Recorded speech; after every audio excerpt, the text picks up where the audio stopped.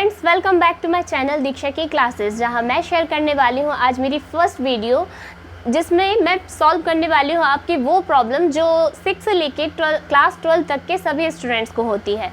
और क्लास 12 तक मींस मेरा कहने का मतलब ये है जिन्होंने 11th और 12th में अगर मैथ्स लिया हुआ है तो उन स्टूडेंट्स को भी मैंने ये फेस किया है। ये मेरा पर्सनल एक्सपीरियंस रहा है कि उन लोगों को वेरिएबल्स एंड कोफिशिएंट यानी कि चर और उसके गुणांक, इनमें डिफरेंस क्लियर नहीं होता है। और एक और चीज़, टर्म्स को लेके भी वो लोग थोड़े से कंफ्यूज होते हैं। तो आज मैं जो बताने वाली हूँ, सबसे पहले आपको बीजीय व्यंजक में सारे पद बताने वाली हूँ कि कितने पद होते हैं या पद क्या होता है, ठीक है। और पद को ही इंग्लिश में बोलते हैं टर्म्स, कि what is terms in mathematics, means maths में जो टर्म्स होती हैं, means in the algebraic expression, what is term. So let's start our video and solve your first problem. Okay.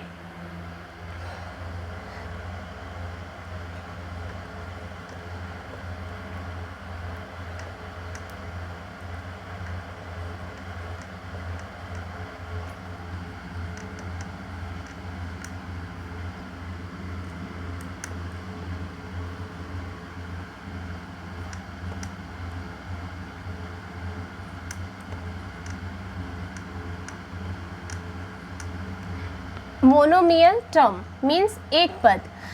यहाँ पर मैं लिख रही हूँ, जो आप लोग ध्यान से देखिएगा, 2x 3y 4z 5a 11m dash dash dash. तो यहाँ पर जो 2x है, 3y है, 4z है, 5a है, 11m है, इन सब के साथ में ना तो प्लस में कुछ दिया हुआ है ना ही माइनस में कुछ भी दिया हुआ है। इसीलिए ये कैसे कहलाते हैं, ये सिंगल टर्म्स। सिंगल टर्म्स मतलब कहना चाहिए मोनोमियल टर्म। मोनोमियल टर्म क्यों है ये? क्योंकि इनके साथ में कोई भी चीज़ प्लस या माइनस में नहीं दी है।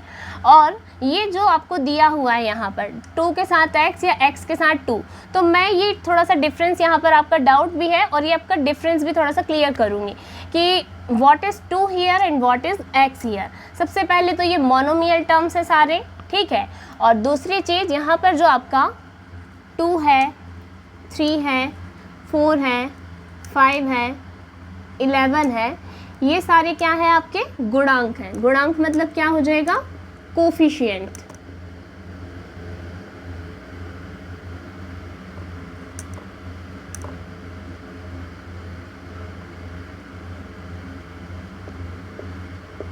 ठीक है, कोफिशिएंट मतलब गुणा में दिया हुआ अंक, मीन्स x के साथ में ये जो 2 दिया है, या y के साथ में 3 दिया है, 4 के साथ में जो z दिया हुआ है, या फिर आप a के साथ में 5 को कहो या m के साथ में 11 को कहो, ये इनके क्या कहलाते हैं, गुणांक कहलाते हैं, मतलब कि कोफिशिएंट। अगर आपसे कभी कोई पूछे कि in the 2x what is 2, तो 2 ध्यान रखिएगा, ये क्या होता है, गुणांक, मतलब कि कोफिशिएंट। अब हम आते हैं x y z a m और डैश डैश डैश, और भी वैल्यूज़ हो सकती हैं यहाँ पर, ठीक है, मीन्स और भी टर्म्स हो सकती हैं। तो इन टर्म्स में जो हमारा कहना चाहिए x y z a और m है, ये क्या कहलाते हैं आपके, ये चर कहलाते हैं। चर मतलब कि वेरिएबल।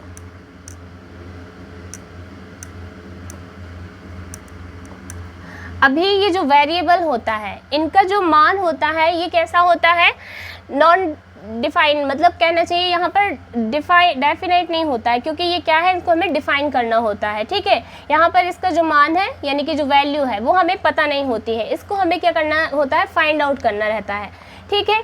तो ये वैल्यू हमेशा ध्यान रखिएगा कि इसका मान कैसा रहता है, आपको फाइंड आउट करना होता है, कभी भी ये मान आपको निकला हुआ नहीं दिया होता है।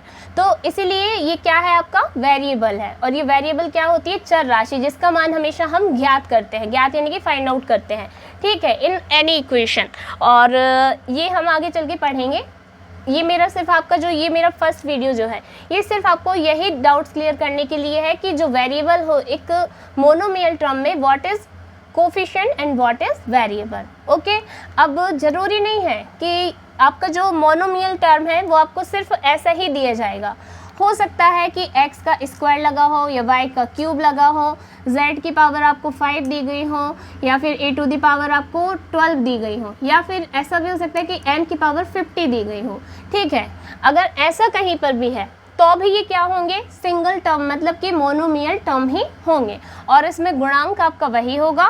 बाकी जो आपके वेरिएबल है वो वेरिएबल क्या हो जाएंगे, अब ये एक्स स्क्वायर हो जाएगा, वाई क्यूब हो जाएगा, z की पावर 5 हो जाएगा, a की पावर 12 हो जाएगा और n की पावर 50। और ऐसे अगर कोई और भी वैल्यू आती है तो उसमें ध्यान रखिएगा कि जो आपका वेरिएबल है वो वेरिएबल ही रहेगा, चाहे इसकी पावर आपकी कितनी भी क्यों न दी हो।